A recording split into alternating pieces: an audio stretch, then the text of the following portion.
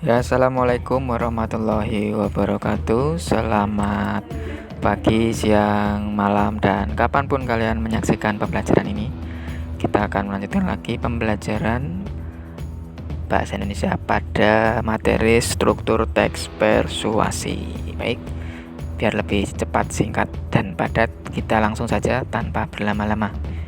Struktur teks persuasi. Jadi apa sih sebenarnya struktur teks persuasi? Struktur itu apa? Kemudian kenapa harus ada di teks persuasi? Nah, struktur teks persuasi itu sebagaimana kalian tahu bahwa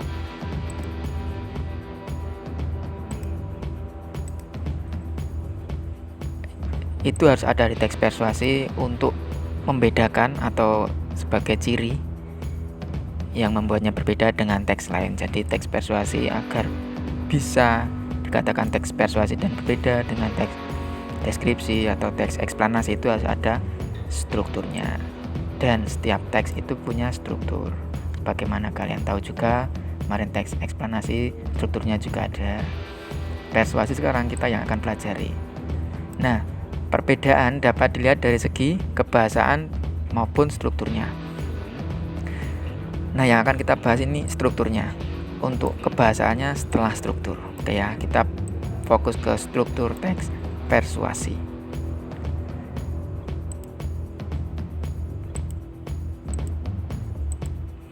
Nah, apa saja struktur teks persuasi? Nah, ini agar kalian lebih memahami dalam struktur teks persuasi ini Pak Agam coba buat sebuah akronim ya. Disebut dengan perang petasan. Nah, perang petasan ini bukan perang mercon atau long bumbung ya.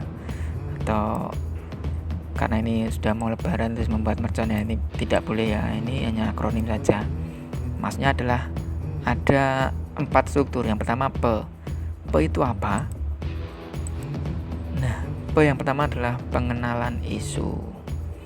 Pada bagian ini nanti masih berisi tentang hal-hal yang umum yang akan disampaikan dalam teks persuasi. Nanti akan Pak Agam jelaskan. Yang kedua adalah rang. Rang ini apa? Rang ini adalah rangkaian argumen.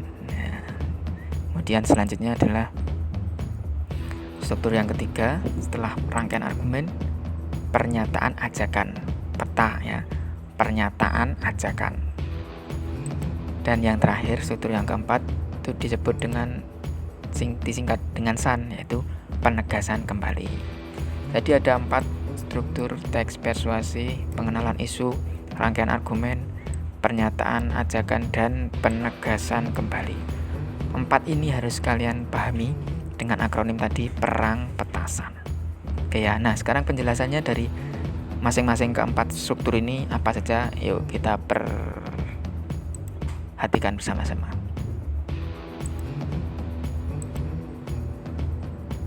Nah, namun sebelumnya, ya ini ya. Sebelum masuk ke penjelasan, kalau kalian belum paham struktur tuh seperti apa, jadi ini. Nanti dalam setiap teks itu punya bagian yang berbeda-beda. Nah, ini yang ungu ini, nanti bagiannya beda. Kemudian yang berwarna hijau ini juga beda. Merah ini beda, biru ini beda. Nah, ini yang dinamakan dengan struktur.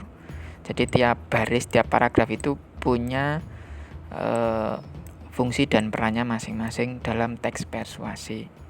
Nah, yang pertama yang akan kita bahas bagian yang ungu ini. Tadi apa? Unsur yang pertama, perang petasan P. Apa? Kita lihat dulu. Iya. Pengenalan isu. Nah, pada bagian ini berupa pengantar atau penyampaian tentang masalah yang menjadi dasar tulisan atau pembicaraan itu. Pembicaraan itu maksudnya dalam teks persuasi itu ya. Nah, oke. Nah, di contohnya tadi adalah di teks bagian ungu tadi. Nah, ini di paragraf pertama. Jadi pengenalan isu itu biasanya ada di bagian awal teks atau paragraf pertama atau paragraf kedua, maksimal di paragraf kedua, tapi kebanyakan hanya di paragraf pertama. Isinya ya. Isinya itu ya pernyataan umum. Jadi teks persuasi itu membahas tentang apa? Itu dikenalkan di paragraf ini, pengenalan isu. Saya bacakan contohnya. Memiliki anak yang cerdas dengan bakat yang dimurnikan adalah impian bagi setiap orang tua di dunia. Tentu saja orang tua harus sangat menyadari pendidikan untuk anak-anak mereka. Orang tua adalah institusi pertama yang wajib memberikan pengetahuan kepada anak-anak mereka. Orang tua juga bertanggung jawab untuk mendidik anak-anak mereka. Nah ini di sini meskipun teks persuasi, tapi karena di paragraf awal atau pengenalan isu dia belum ada ajakannya, ya kan? Kalian belum menemukan ajakan kan? Ini masih pengenalan aja, ya. Jadi saya ulangi lagi, pengenalan isu biasanya ada di paragraf pertama dan dia tidak berisi tentang ajakan-ajakan, masih masalah umum. Oke ya, pengenalan isu. Struktur yang kedua yaitu rangkaian argumen. Nah, rangkaian argumen di sini adalah berisi sejumlah pendapat penulis atau pembicara terkait isu atau tema yang dikemukakan pada bagian sebelumnya. Nah, pada bagian ini juga dikemukakan sejumlah fakta terkait tema.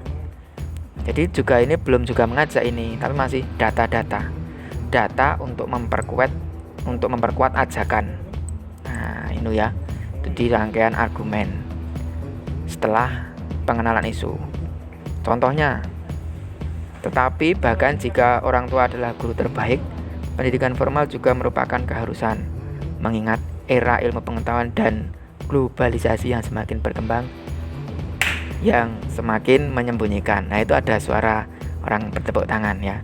Nah, pendidikan telah menjadi hal yang penting dan tidak dapat dinegosiasikan. Angka putus sekolah di Indonesia masih tinggi dengan 60% siswa sekolah menengah di Indonesia putus sekolah. Nah itu dan seterusnya. Ini masih rangkaian argumen. Rangkaian argumen ini nanti untuk memperkuat ajakan di bagian sebelumnya. Oke ya. Itu bagian yang kedua. Sekarang struktur yang ketiga. Rangkaian argumen. Oh, salah. Ini adalah pernyataan ajakan, ini salah ini harusnya. Yang ngetik salah ini. Nah, ini adalah pernyataan ajakan ya. Oke ya, ini bagian ini pernyataan ajakan. Ini lupakan dulu. Bagian yang ketiga adalah pernyataan ajakan. Bagian ini adalah inti dari teks persuasi yang di dalamnya berisi dorongan kepada pembaca atau pendengarnya untuk melakukan sesuatu. Sesuatu itu adalah sesuatu yang disampaikan dalam teks persuasi tersebut. Nah, ajakan tersebut dapat disampaikan secara tersirat maupun tersurat. Nah, kemarin tersirat itu apa, tersurat itu apa, kemarin kalian sudah mempelajari. Nah, ini bagian yang paling penting atau bagian inti. Karena di sini berisi pernyataan ajakan, sebagaimana teks persuasi itu adalah teks yang berisi untuk mengajak pembaca atau pendengarnya. Kayak intinya ada di sini. Biasanya ini lebih banyak berisi teksnya di sini. Contohnya, orang tua harus dapat memotivasi dan mendukung anak-anak dalam hal pendidikan, mengingat pentingnya pendidikan untuk masa depan anak. Pendidikan adalah satu kunci terpenting untuk mendapatkan kehidupan yang lebih baik. Pendidikan juga dianggap mampu mengurangi tingkat kemiskinan di Indonesia. Dalam era perdagangan bebas, seperti penguasaan, keterampilan, dan pengetahuan sangat penting untuk dapat bersaing dengan sumber daya manusia asing yang tiba di Indonesia. Jangan biarkan bangsa Indonesia bersaing dan gagal menjadi tuan di tanah sendiri. Nah, ini ada ajakan-ajakan ya. Jadi ini jangan biarkan, kemudian bagaimana? Oke ya, maaf saya lanjutkan lagi. Tadi ada iklan.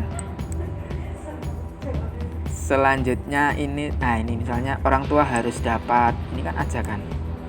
Ya, kemudian mana lagi? Nah, di sini juga disampaikan pendidikan adalah salah satu kunci terpenting untuk mendapatkan kehidupan yang lebih baik. Nah, ini juga ajakan secara tidak langsung bahwa anak-anak itu harus memperoleh pendidikan, karena pendidikan adalah kunci penting untuk mendapatkan kehidupan yang lebih baik. Nah, di sini isinya adalah ajakan-ajakan ya. Bikin ya ajakan. Oke ya, rangkaian argumen berisi tentang ajakan-ajakan. Oke, selanjutnya di struktur yang terakhir, yaitu penegasan kembali. Nah, kata kuncinya di sini ada kembali. Berarti di sini adalah menyampaikan hal atau menyampaikan kembali hal yang sudah disampaikan sebelumnya. Seperti pada pengertiannya bahwa pada bagian ini berisi pernyataan-pernyataan sebelumnya yang biasanya ditandai oleh ungkapan-ungkapan seperti demikianlah, dengan demikian, oleh karena itu, ataupun pernyataan yang bersifat menyimpulkan dari pernyataan-pernyataan sebelumnya. Ini penegasan kembali. Bahasa singkatnya adalah kesimpulan. Oke ya. Nah, contohnya ini. Selain dukungan orang tua bagi generasi muda, pemerintah juga berkewajiban memperbaiki sistem pendidikan yang ada serta menyediakan struktur pendidikan yang menjangkau semua lapisan masyarakat di Indonesia. Ini juga didasari oleh kenyataan bahwa generasi muda yang cerdas dan berbakat adalah jaminan masa depan suatu bangsa. Karena itu, kami meningkatkan kesadaran akan pendidikan karena pendidikan adalah kunci menuju masa depan. Nah, ini biasanya di penegasan itu ada kata karena, oleh karena itu, sehingga, akhirnya. Nah, itu adalah kata-kata yang bersifat menyimpulkan ini. Oke, paham ya? Jadi sudah ada 4 tadi perang petasan. Yang pertama adalah pengenalan isu, kemudian rangkaian argumen, peta adalah pernyataan ajakan, dan san adalah penegasan kembali. Oke, kita sudah selesai di akhir pelajaran ya. Jika belum paham, kalian bisa lagi menyimak materi yang barusan Pak Agam berikan. Oke ya.